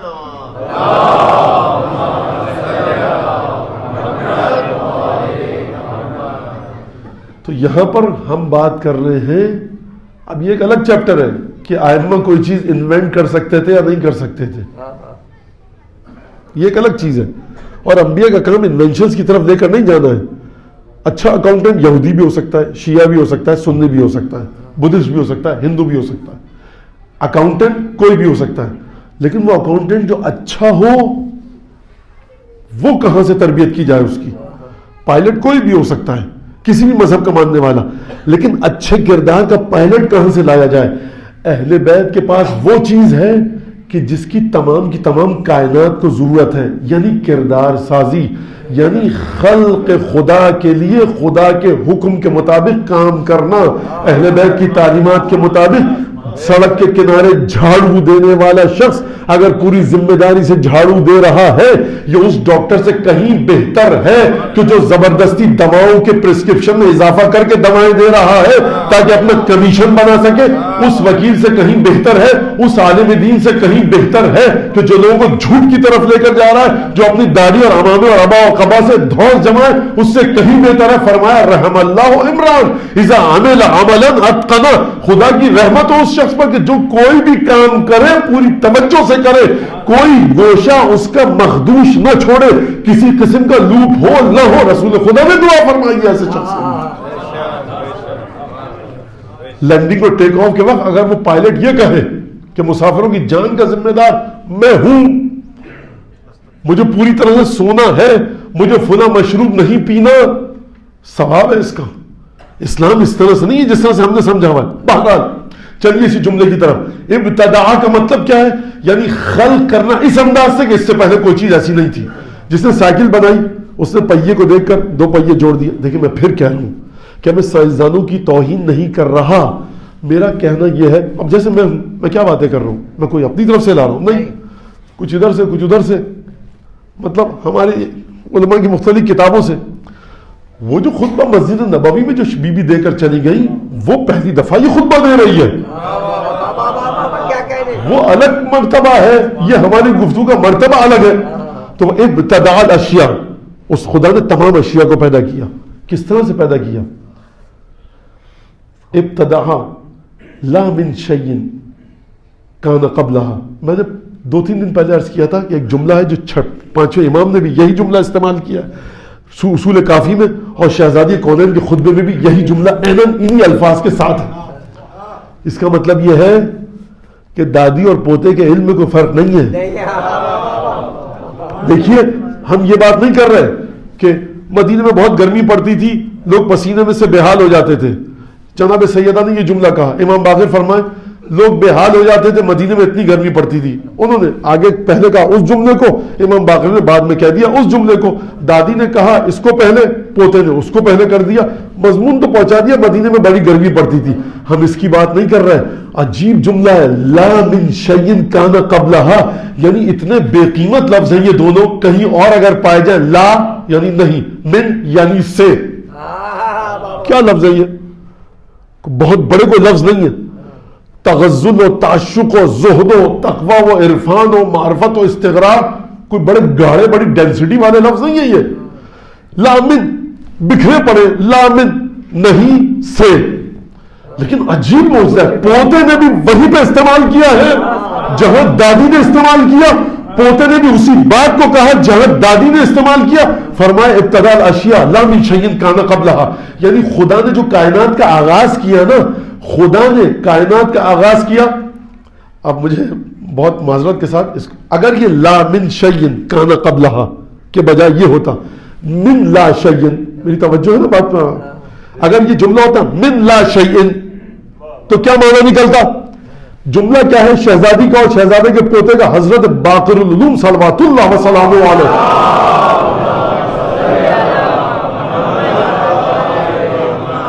خوب توجہ کیجئے گا, بی بی کا جملہ من لا شیء یا بی بی کا جملہ لا من شیء, دونوں میں فرق ہے. بی بی کا جملہ کیا ہے؟ لا من شیء ہے, یعنی لا پہلے آیا ہے من بعد میں. اگر یہ ہوتا کہ من پہلے ہوتا لا بعد میں ہوتا تو کیا ہوتا؟ لا پہلے ہے من بعد میں ہے تو کیا ہوگا؟ اگر جملہ یہ ہوتا من لا شیء, یعنی اس کا مطلب یہ ہوتا کہ خدا نے جو کائنات کا مادہ تھا وہ زیرو قرار دیا اور زیرو سے خدا نے بنایا. یہ ناممکن ہے, عدم سے کوئی چیز خلق نہیں ہو سکتی. خوب توجہ کیجئے گا, اتنی باریک فکر کی جانب شہزادی کونین اشارہ فرما رہی ہے کہ مجھے نہیں پتا میں اس کو منتقل کر بھی پاؤں گا یا نہیں. دیکھیے نتیجہ پریکٹیکلی ایک ہی ہے, کچھ نہیں تھا سب کچھ ہوا, کچھ نہیں تھا سب کچھ ہوا. لیکن یہ کچھ نہیں تھا پھر سب کچھ ہوا, اس کا بنیادی مادہ کیا تھا؟ اس کا بنیادی مادہ کل عدم تھا عدم سے کوئی چیز بن نہیں سکتی. یہ لاجیکلی لوگ اس پر ہنستے کہ آپ نے زیرو کو بنیاد بنایا اپنے بینک اکاؤنٹ کو بڑھانے کی. زیرو کے ساتھ زیرو, زیرو کے ساتھ zero, zero plus zero, 1 trillion into trillion into raise to the power trillion, zero zero رہتا. اگر یہ لا ادھر آ جاتا لاجیکل بنتی کے لحاظ سے جملے کی ویلیو زیرو ہو جاتی. لیکن شہزادی نے کتنی توجہ سے کہا, فرمایا لا من شیئن. دیکھو جب خدا نے بنایا نا تو اس نے پہلے کسی را میٹیریل کو لے کر کمہار کی طرح یا لوہار کی طرح اس مادے کو پگھلا کر کسی سانچے میں نہیں خون کے ذریعے بنایا. ان کے بارے میں گھبرائیے مت. اگر جدید سائنس آپ کو لے کر جاتی ہے کہ کائنات کا آغاز ہوا جب کچھ نہیں تھا, لہذا فرق یہ ہے. یہاں میں ایک اعتراف کر لوں اپنی بے مائگی کا اور اپنی جہالت کا, کہ جہاں تک مجھے سمجھ میں آ رہی ہے بات میں کہہ رہا ہوں. اب اگر کوئی مجھے سمجھا سکے اسٹیفن ہاکنگ کی تھیوری جو میں نے ٹوٹی پھوٹی اپنے لحاظ سے پڑھی اور اس کے بعد بات کر رہا ہوں, صاحب بڑی اس کو بیچارے کو نفرین پڑی, لان تان ہوئی کہ اس نے کہا خدا نہیں ہے. اس نے اپنی تحقیق کے مطابق صحیح بات کی کہ کائنات کا جو سٹارٹنگ پوائنٹ ہے وہ ہیچ سے ہے.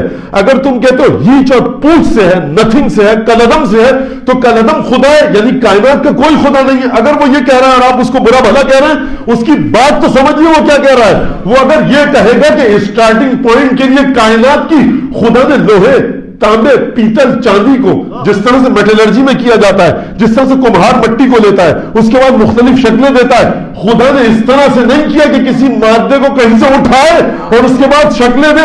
خدا نے اپنے ارادے کے ذریعے پیدا کیا تمام چیزوں کو. انشأہا بلا اقتضاء امثلۃ امتثلھا. خدا نے جو بنایا نا اس کائنات کو, کہیں پر اس کی ایگزامپل نہیں تھی, کوئی ریپلیکا نہیں بنائی, کوئی تشبیہ دے کر نہیں بنائی. آپ نے دیکھا صاحب کسی ٹاور کو جا کر, ٹاور آف پیزا کو دیکھا, آئیفل ٹاور کو دیکھا, مینار پاکستان کو دیکھا, اپنے ملک میں آ کر بنا دیا ویسا ہی, ہوں بہو ویسا ہی. کوئی کمال نہیں کیا. کمال اس حد تک کیا کہ اس انجینئر کو یہاں لے آئے. بی بی فرمانی یہ مت سمجھنا بلا اقتضاء امثلۃ امتثلھا. خدا کے سامنے ایسا نہیں تھا کہ خدا نے کسی مثال کو دیکھ کر کہیں اور کسی اور یونیورس میں دیکھا کہ وہاں پر یہ نظام بڑا اچھا ہے تو اس نظام کو یہاں لے آیا جائے. انشأ بلا اقتضاء امثلۃ امتثلھا. خدا نے بغیر کسی سابقہ مثال کے کائنات کو خلق کیا.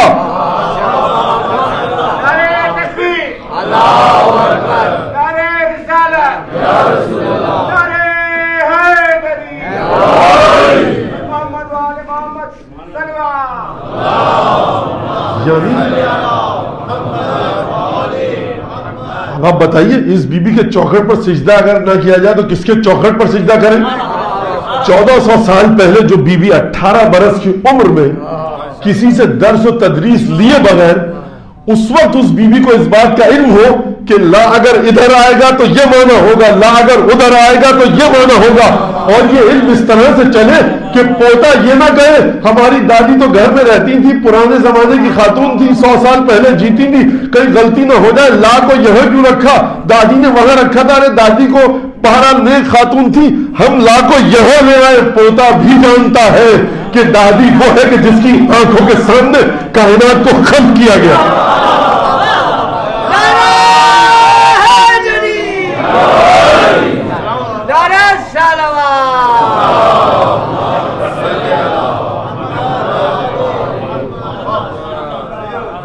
بلا احتضاء.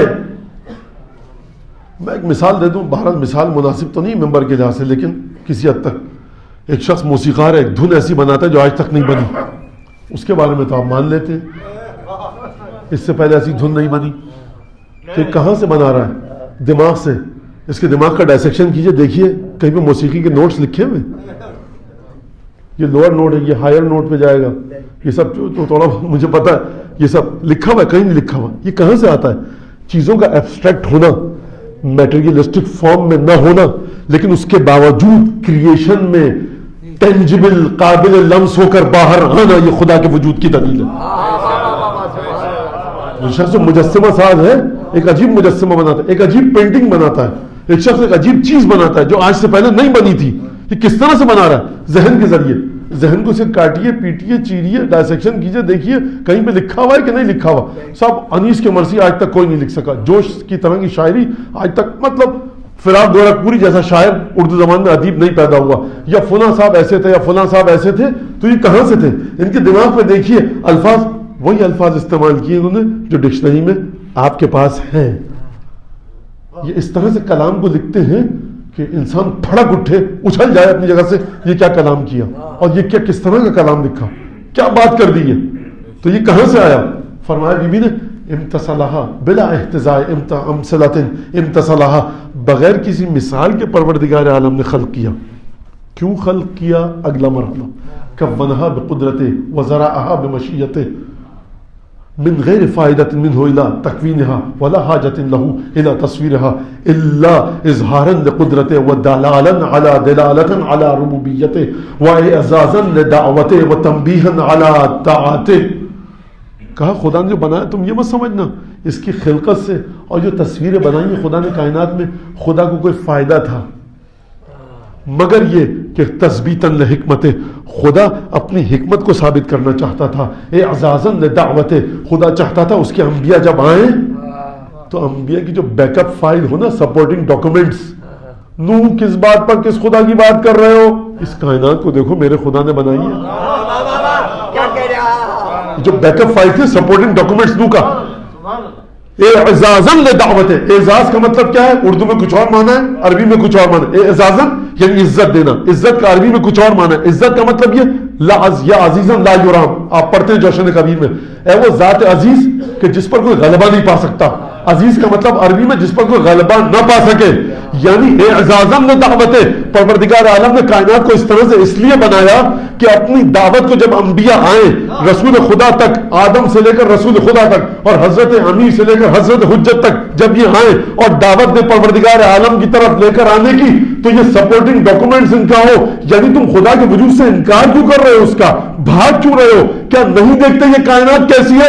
اعزازاً لدعوت وتنبیہاً علی طاعتہ, جھنجھوڑا خدا نے تمہیں کہ دیکھو اطاعت کرو اس کی کہ جس کے قبضے قدرت میں تمام چیزیں ہیں, لوگ مسلسل مر رہے ہیں. خدا نے تمہیں جھنجھوڑنے کے لیے یہ کائنات کا الارم کلوک سیٹ کیا کہ تاکہ تم سوتے نہ رہ جاؤ. وَدَلَالَةً عَلَى رُبُوبِيَّتِهِ, خدا میں بڑی جستے لگا کر, چھلانگے لگا کر آگے بڑھ رہا ہوں.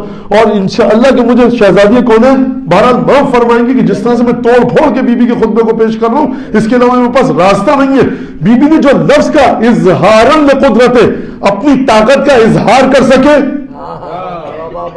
یہ کس مقام پر ہے؟ عجیب ہے واللہ. یعنی میں خود یہ جب سے یہ فاطمیہ کا یہ جو ایام شروع ہے, میں ہر روز اس کو پڑھتا ہوں اور میں کہتا ہوں شہزادی بی بی تو نے کیا معجزہ دکھایا ان 4 جملوں میں. اظہاراً لقدرت. اگر آپ ٹرانسمیشن اینڈ پہ دیکھیں گے, خود ذات پروردگار کو بذات خود رکھ کر دیکھیں گے تو اپنی قدرت کا اظہار کر رہا ہے. اگر پروردگار کو رکھ کر دیکھیں گے اس کے بندوں کے ساتھ, تنبیہاً علی طاعتہ, اس لیے بنایا کہ تمہیں اطاعت کے لیے جھنجھوڑ سکے. اگر پروردگار کی اس کائنات کو انبیاء کے ساتھ رکھ کر دیکھیں گے تو اعزازاً لدعوت, اس لیے کہ ہمارے انبیاء اور اولیاء جب آئیں تو ان کی پکار دین اسلام کی طرف تبدیل, اس کو ایک ایسی عزت مل سکے جس پر کوئی غلبہ نہ پا سکے. اگر پروردگار کی ربوبیت کی طرف جاؤ گے, ربوبیت کا مطلب ہے پالنا پوسنا, اظہار قدرت کا مطلب الگ ہے, تنبیہاً علی طاعتہ کا مطلب الگ ہے, دلالتاً علی ربوبیت. خدا نے اس کائنات کو بنایا تاکہ رہنمائی کر سکے, اس بات کی جانب توجہ کیجیے گا. خدا نے اس کائنات کو بنایا اس لیے کہ دلالت کر سکے, رہنمائی کر سکے, نشاندہی کر سکے, پوائنٹ آؤٹ کر سکے, تم کو دکھا سکے کہ میں کتنا بڑا پالنے پوسنے والا ہوں. دلالتاً علی ربوبیتہ من غیر فائدۃ منہ الی تکوینہا ولا حاجۃ منہ الی تصویرہا. اور اس کے بعد بی بی نے یہ فرمایا اور پھر اس کے بعد آگے بڑھی اور اپنے بابا کے بارے میں گفتگو کی صلی اللہ علیہ وآلہ وسلم.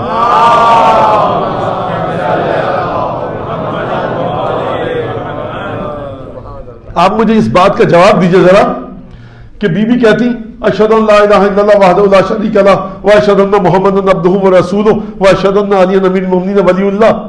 دیکھو بھائی یہ باغ میرا تھا, غلط ہے آیت, بات پھر خطبہ فاطمہ کا تھوڑی ہوتا. میں خدا کے بارے میں بات کر رہی ہوں, ذرا جواب تو لا کے دکھاؤ اس طرح کے جملوں کا. اور یہ میں بی بی کی طرف سے کہوں کہ تمہاری سمجھ میں بھی آ رہا ہے کہ میں کیا کہہ رہی ہوں, تمہارے شعور میں آ رہا ہے میں کیا کہہ رہی ہوں. جب تم خدا کے وجود کے بارے میں گفتگو ایسی نہیں کر سکتے تو تمہیں کیا پتا کہ میراث کیا ہوتی ہے, تحفہ کیا ہوتا ہے, ہدیہ کیا ہوتا ہے؟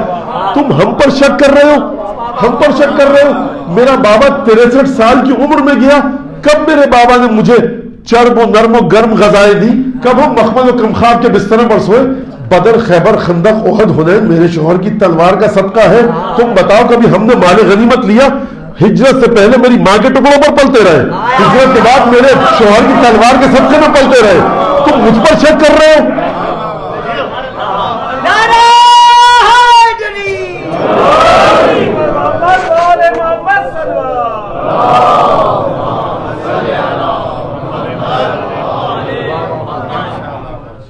دولت خدیجہ کی نہیں ہوتی, مکے میں کیا ہوتا؟ کچھ نہیں ہوتا. سب کا سب مرکز ذات فاطمہ. اگر رسول خدا کسی کے دسترخوان پر پلے بڑھے تو فاطمہ کے شوہر کا پدر گرامی, فاطمہ کا سسر. اگر پیسے کی بات کرو, فاطمہ کی مادر گرامی. اگر جنت میں جاؤ گے, سرداری کی بات کرو گے, وہ بچے کہ جن کی جنت فاطمہ کے قدموں کے نیچے ہے. تو آپ نورانیت فاطمہ سے بچ کے جائیں گے تو کہاں جائیں گے؟ ہاں ایک جگہ ہے, خدا تمام کے تمام دشمنوں کو وہیں پر بھیجے اور جلے وہ شعلوں کے اندر. ایک جگہ ہے کہ جہاں آپ فاطمہ سے بچ کے جا سکتے ہیں, مولا کائنات سے بچ کر جا سکتے ہیں. کیا فرمایا؟ توحید کی گواہی دی, توحید پر گفتگو کی, اور اس کے بعد بیوی نے گفتگو کی کس پر؟ رسول خدا کے بارے میں. وَأَشْهَدُ أَنَّ مُحَمَّدًا وَأَشْهَدُ أَنَّ أَبِي محمدًا عبدہ ورسولہ, اور میں گواہی دیتی ہوں کہ میرے بابا محمد مصطفیٰ خدا کے بندے ہیں اور خدا کے رسول ہیں. اب دیکھیے نبی کے بارے میں کیا گفتگو کی. اگر یہ کہتی مکے میں پیدا ہوئے, صادق اور امین لقب تھا, تم جانتے ہو سچ بولتے تھے, یہ تو اسلامیات کی کتاب لکھنے والے بیچارے, انہی کی اوقات ہے کہ جن کو پتہ نہیں اسلامیات ہے کیا. یہ بی بی سیدہ کا خطبہ نہیں ہوتا. بی بی بات وہ کریں گی تمہارے ہوش و حواس سے آگے کی ہوگی, تاکہ سند رہے قیامت تک کے لیے کہ جو بی بی توحید کے بارے میں اس طرح سے گفتگو کرے, جو بی بی رسالت کے بارے میں اس طرح سے گفتگو کرے, جو بی بی اسلامی احکامات پر, اسلامی قانون گزاری پر, جس بی بی کو یہ پتا ہو کہ نماز کا فلسفہ کیا ہے, روزے کا فلسفہ کیا ہے, صدقے کا فلسفہ کیا ہے. جب عدالت میں مسند قضاوت پر بیٹھو قاضی بن کر, تو عدل کرنے کا حکم کیوں دیا گیا, زکوٰۃ کس وجہ سے واجب کی گئی, جو بی بی اس طرح سے گفتگو کرے اور پھر اس کے بعد تمہیں پوری تمہاری تاریخ بتائے, تم میں سے کوئی تردید نہ کر سکے, اور پھر جب فضل علی ابن ابی طالب بتائے, تو اس کا مطلب یہ ہے کہ جو بی بی اس طرح سے تمام باتوں کو بیان کرتے ہوئے آ رہی ہے, تم اس کی باتوں کو رد نہیں کر سکے, تکذیب نہیں کر سکے, تردید نہیں کر سکے, تو اب اس مقام پر آ کر تکذیب اور تردید کیوں کر رہے ہو؟ یہ بی بی ایک منزلت کا اظہار فرما رہی ہے گویا کہ اپنی. فرمایا اشہد ان ابی محمد عبدہ ورسولہ, میں گواہی دیتی ہوں کہ میرے بابا رسول خدا اللہ کے, میرے بابا اللہ کے بندے ہیں اور اس کے رسول ہیں. اب آپ یہاں تھوڑی دیر کے لیے خاموش بیٹھ جائیے, میں بھی خاموش بیٹھ جاتا ہوں. اب آپ کیا توقع رکھتے ہیں بی بی نے کیا کہا ہو؟ خدا کی قسم سب کے ہاتھ میں پیپر دے دوں, میرے ہاتھ میں بھی پیپر ہوتا اس خطبے کو پڑھنے سے پہلے, آپ بتائیے بی بی نے کیا کہا ہوگا. لکھیے, وہ سوچ کسی کی وہاں نہیں جا سکتی جو بی بی نے فرمایا. عجیب, اختارہ قبل ان یجتبلہ واصطفاہ قبل ان یبتعثہ وسماہ قبل ان یستنجبہ.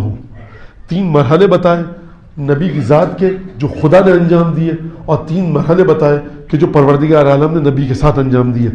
فرمایا عجیب انداز سے, ایک درود بھیجے محمد آل محمد.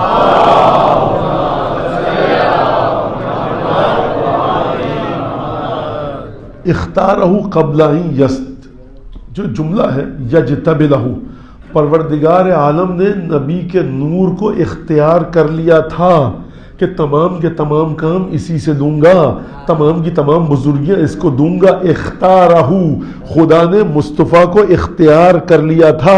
جبھی ہم کہتے ہیں نبی کریم کے بارے میں احمد مختار, محمد مختار, یعنی یہ وہ ذات ہے جس کو خدا اختیار کر چکا تھا. یعنی پروردگار عالم کے پاس, آپ کب اردو میں استعمال کرتے ہیں اختیار کا لفظ؟ آپ کہتے ہیں مولانا صاحب 5 سوال آئے تھے, اس میں لکھا تھا اٹیمپٹ اینی 2, کوئی سے بھی 2 سوال کیجئے, تو آپشن تھا, اختیار تھا, ہم نے یہ 2 کر لیے. لیکن نبی کریم کے بارے میں شہزادی فرمانی اختارہ قبل ان یجتبلہ، پروردگار عالم نے اس سے پہلے کہ پروردگار عالم نبی کریم کو خلق کرتا، تنہا ون اینڈ اونلی آپشن جو پروردگار عالم کے پاس تھا اپنی مشیت کو پورا کرنے کے لیے، وہ محمد مصطفیٰ کی صورت کے علاوہ نہیں تھا۔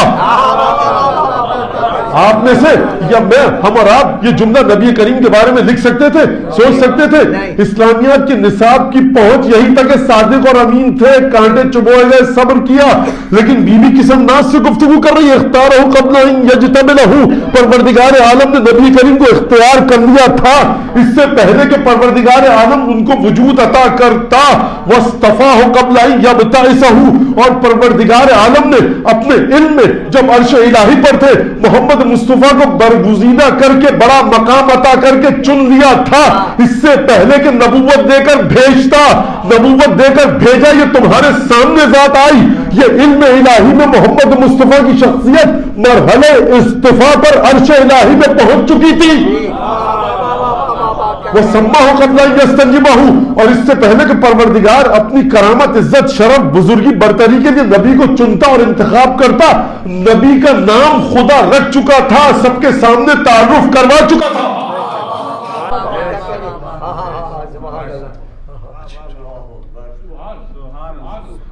یعنی یہ صادق امین، عبادت ایسی، نماز روزہ، یہ بات اس سے آگے کی ہو رہی ہے۔ اب اگر میں آپ سے کہوں کہ کائنات بی بی کی آنکھوں کے سامنے خلق ہوئی ہے اور آپ اعتراض کریں اور کہا جائے یہ نور سارے کے سارے اکٹھے تھے، اللہ انفاذاً لمقادیر ختم ہی، کیوں پروردگار عالم نے نبی کریم کو بھیجا؟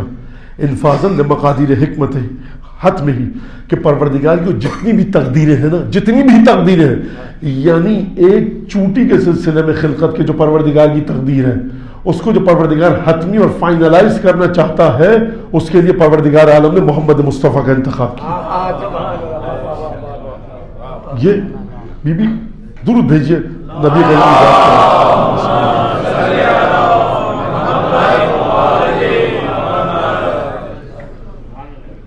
یہ جو فضائل ہیں بی بی جو بیان فرما رہی ہیں رسول خدا کے، یہ فضائل وہ فضائل نہیں ہیں جو حسان ابن ثابت بیان کرتے تھے، یہ فضائل وہ فضائل نہیں جو کہ ایک عام معمولی نعت خان بیان کرے، اس کی عزت اپنی جگہ پر محفوظ، لیکن ایک فضیلت یہ کہ صاحب نبی آئے، عرش سے زمین پر چاند جگمگا گیا، جگمگانے لگا، روشنی ہو گئی، نور ہو گیا، اور ایک دفعہ یہ کہ عرش الہی کی بات ہو رہی ہے، پروردگار عالم کے بارے میں گفتگو کر رہی ہیں۔ خوب توجہ کیجیے گا، اس گفتگو کو نبی کریم کی ہم شہزادی سے کیوں قبول کریں؟ کیوں قبول کریں؟ کوئی سپورٹیو ڈاکومنٹس، کوئی تصدیق، کوئی اٹیسٹیشن ہونا چاہیے نا کہ شہزادی یہ صحیح بتا رہی ہیں۔ میں مسلسل کہہ رہا ہوں کہ مخفی ستون، ہڈن پلرز، جو چھپے ہوئے ستون ہیں ان کو ڈھونڈیے۔ تو توحید کے بارے میں جو بی بی یہ کہے کہ پروردگار نے جب خلقت کی تو پہلے سے کوئی مثال نہیں تھی، پروردگار نے خلق اس لیے کیا کائنات کو اظہاراً قدرت و دلالتاً علی ربوبیت و اعزازاً دعوت و تنبیہاً علی طاعت، اس وجہ سے پروردگار نے کائنات کو خلق کیا۔ پروردگار نے کائنات کو خلق کیا اس طرح سے، پروردگار نے را میٹیریل زیرو کو قرار نہیں دیا بلکہ اپنے ارادے سے تمام چیزوں کو خلق کیا۔ جو بی بی اس طرح سے گفتگو کرے اور لا من اور من لا کا فرق جس بی بی کو پتا ہو، اب یہ بی بی آ کر اگر رسالت کے بارے میں گفتگو کرے تو آپ اس بی بی پر اعتراض نہیں کر سکتے کہ یہ بات آپ کہاں سے لائیں۔ توحید کو دیکھ لیجئے اس بی بی کی، رسالت خود بخود سمجھ میں آ جائے گی۔ اب یہ بات رہ گئی کہ بی بی نے نبی کریم کے بارے میں کیا گفتگو فرمائی، اور وقت تقریباً ختم ہو چکا، اور میں اس سے زیادہ آپ کا وقت جو میرا مقررہ وقت ہے اس سے میں آگے بڑھ گیا ہوں، لہٰذا میں یہی گفتگو کو ختم کروں۔ انشاءاللہ کل اس بات کا مقایسہ کیا جائے گا، اور بی بی نے باقاعدہ کمپیریزن کیا، مقایسہ کیا ہے کہ میرے بابا کی رسالت سے پہلے تم لوگ کیا تھے، میرے بابا کی رسالت کے دوران تم نے کیا کیا، اور میرے بابا کی رسالت کے بعد جب دنیا سے چلے گئے تب تم نے کیا کیا۔ تو وہاں پر جب رسالت کے دوران کا لفظ استعمال کیا تو ایک جملہ فرمایا بی بی نے، کیونکہ یہ میرا دل چاہ رہا ہے جملے کو پیش کر دوں۔ بی بی نے فرمایا کہ کلما فغرت فاغرۃ اور قرن نجم الزلالۃ، جب بھی مشرکین کے کسی فتنے نے سر اٹھایا، کلما فاغرۃ من المشرکین، جب بھی مشرکین کے کسی فتنے نے سر اٹھایا، یا قرن نجم الزلالت، جب بھی عرب میں کسی گمراہی کے فتنے نے اپنا سر اٹھایا اور تو کیا ہوا، جنگ ہوتی تھی تو میرے بابا، یہ رسالت کے دوران کی بات ہے، جب بھی جنگ کے شعلے بھڑکتے تھے، لفظ کو دیکھیے گا بی بی کے، القا اخاہ علی فی لہواتہا، القا کا مطلب یہ ہے کہ پھینک دینا. موسیٰ نے پھینکی تھی نا اپنی رسی، اپنی لاٹھی، القا، جادوگروں نے رسیاں پھینکی تھی، القو یعنی القا اخاہ علی فی لہواتہا. بی بی نے یہ نہیں کہا القا علی فی لہواتہا، بی بی نے فرمایا رسول اپنے بھائی علی کو جنگ کے شعلوں میں جھونک دیتے تھے، اپنے بھائی کو. یعنی اگر گھر میں فاقے کر رہی ہے تو بیٹی، جنگ کے شعلوں میں پھینکا جا رہا ہے تو بھائی. تم کہاں تھے؟ القا اخاہ علی فی لہواتہا. اور پھر سمجھیے بی بی نے کیا کہا، یعنی کیا مطلب، یعنی اب میں بات کروں گی اپنے شوہر کی تلوار کی عظمت کی. اب میں بتاؤں گی تم کو کہ لا فتح الا علی لا سیف الا ذوالفقار کا مطلب کیا ہے. اب میں تمہیں بتاؤں گی کہ وہ شہسوار جنگ جو رسول خدا کا جانثار سپاہی تھا، اس کی منزلت کیا ہے، جس کے گھوڑوں کی قدموں کی ٹاپے، جس کے گھوڑے کی نال جب پتھر پر لگے اور چنگاری نکلے، خدا اس کی ٹاپوں کی چنگاری کی قسم کھائے تو مجھے بتاؤ جو دلدل اس کی کہاں پر ہے.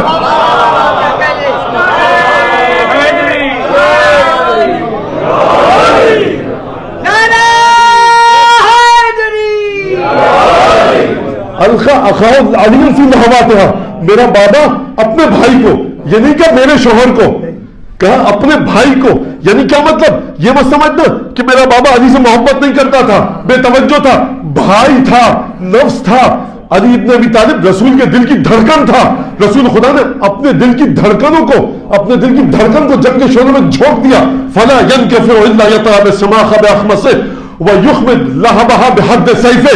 لیکن علی رسول کا بھائی اس وقت تک نہیں پلٹتا تھا میدان جنگ سے،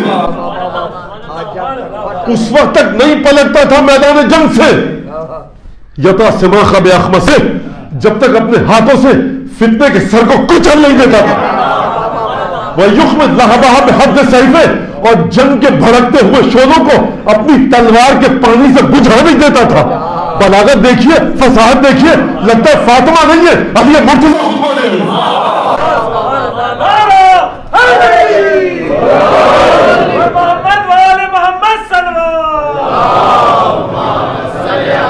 اگلا جملہ کیا فرمایا، کہا تم نے جنگ میں سنا ہے نا کہ رسول کے مخالفین جب جنگ میں رسول کے مقابلے پر آتے تھے خدا نے آیت کیا پیش کی ہے، تفسیر بی بی نے بتائی. قرآن میں فرمایا کلما اوقدوا نارا للحرب اطفاها اللہ، جب بھی کفار نے رسول کے مقابلے میں جنگ کے شعلوں کو بھڑکایا، اللہ نے جنگ کے شعلوں کو بجھایا، اللہ نے جنگ کے شعلوں کو بجھایا. اللہ آسمان سے آیا تھا بجھانے، زمین سے نکلا تھا. فرمایا بجھایا خدا نے، بجھایا خدا نے. لیکن میں بتاتی ہوں کہ خدا کے کون سے ہاتھ نے بجھایا.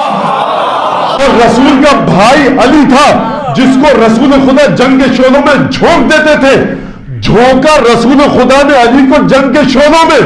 علی اپنی تلوار کی دھار کے پانی سے جنگ کے شعلوں کو بجھا کر آتا تھا. ادھر علی نے جنگ کے شعلوں کو اپنی تلوار کے پانی سے بجھایا. ادھر خدا نے آیت بھیجی کہ اللہ نے آگ کو بجھایا، پروردگار تو نے بجھایا یا علی نے بجھایا. جواب آئے گا تمہیں نہیں پتا علی کا ہاتھ خدا کا ہاتھ ہے، علی کا چہرہ خدا کا چہرہ ہے، علی کی آنکھیں خدا کی آنکھیں ہیں، علی کی خنشش فی ذات اللہ، علی خدا کی ذات میں فانی ہے. اب دین علی سے کہا ہے نا، بتلاؤ دنیا میں کون، بتلاؤ دنیا میں منتظم کائنات ہے، بتلاؤ کون منتظم کائنات ہے، بتلاؤ کون منتظم کائنات ہے. کس کو کہا خدا نے کہ یہ میرا ہاتھ ہے، جو حدیث نے مصرع دیا، کس کو کہا خدا نے کہ یہ میرا ہاتھ ہے. حق نے کیا عطا پہ عطا، حل عطا کسے، حاصل ہوا ہے مرتبہ لا فتح کسے، کونین میں ملا شرف انما کسے، کہتی ہے خلق بادشاہ کل کفا کسے. دنیا میں کون منتظم کائنات ہے، کس کو کہا خدا نے کہ یہ میرا ہاتھ ہے. حق نے کیا عطا پہ عطا، حل عطا کسے. بخدا عجیب انیس کے درجات بلند ہو.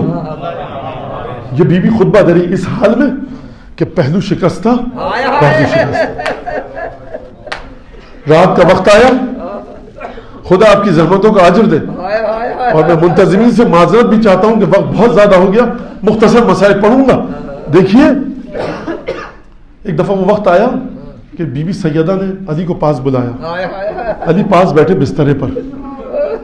ایک دفعہ شہزادی کی آنکھوں سے آنسو بہنے لگے. مولا کائنات نے کہا ما یبکی کا یا سیدتی. آپ بی بی کو کہتے ہیں نا, آپ بی بی کے بارے میں کیا لفظ استعمال کرتے ہیں؟ ہماری شہزادی, ہماری شہزادی.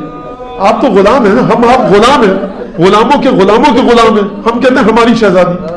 سمجھیے سیدہ کی فضیلت کو. علی بن ابی طالب کہہ رہے ہیں اے میری شہزادی آپ کو کیا چیز بلا رہے ہیں؟ بی بی کی آنکھوں سے آنسو جاری. ایک دفعہ بی بی نے جواب دیا لما تلقی بعدی یا ابا الحسن, اے علی میرے بعد جو آپ کے ساتھ یہ امت سلوک کرے گی نا تو مجھے گریے پر مجبور کرے.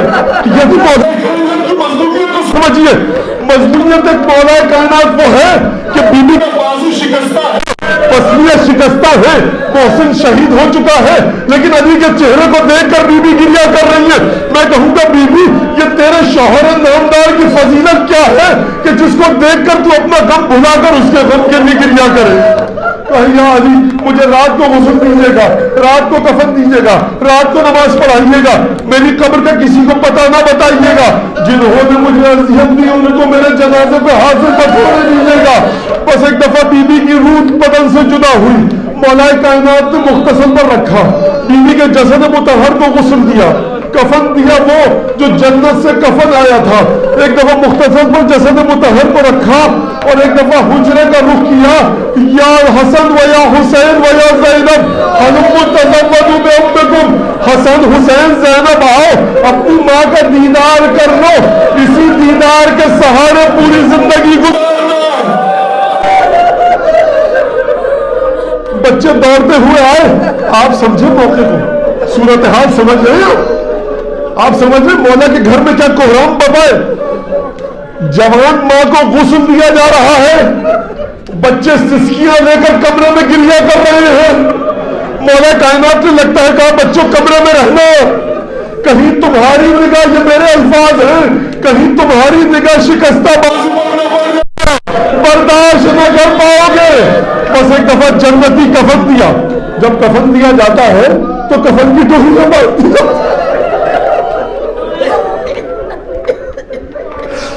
مولا نے کفن کی ٹوکریاں باندھی.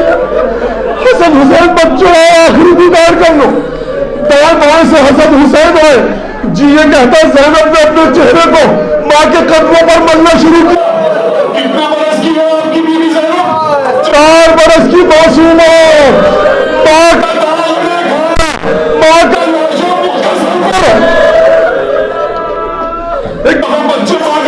کا پڑے بچوں نے گریہ کیا. حاطفے کی آواز آئی. مولا کائنات کا بیان ہے علی فاطمہ سے بچوں کو جدا کر لو. ملائکہ نے کوہرام مچ کیا ہے. مولا فرماتا بھی میں جدا کرنا چاہتا تھا. وہ حنت و ذمت ہماری.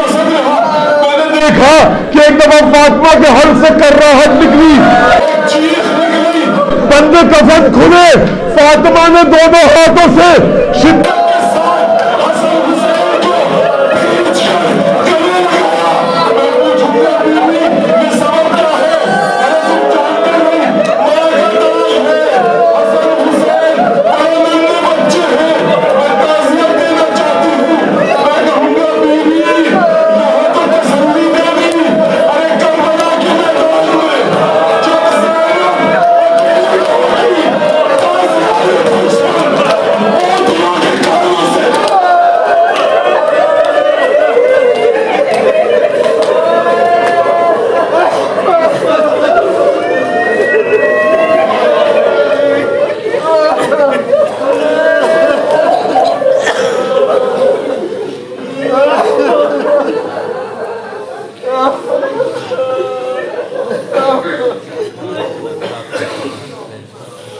اللهم بحق محمد وآل محمد وعلى آله وصحبه محمد وآل محمد وعلى آله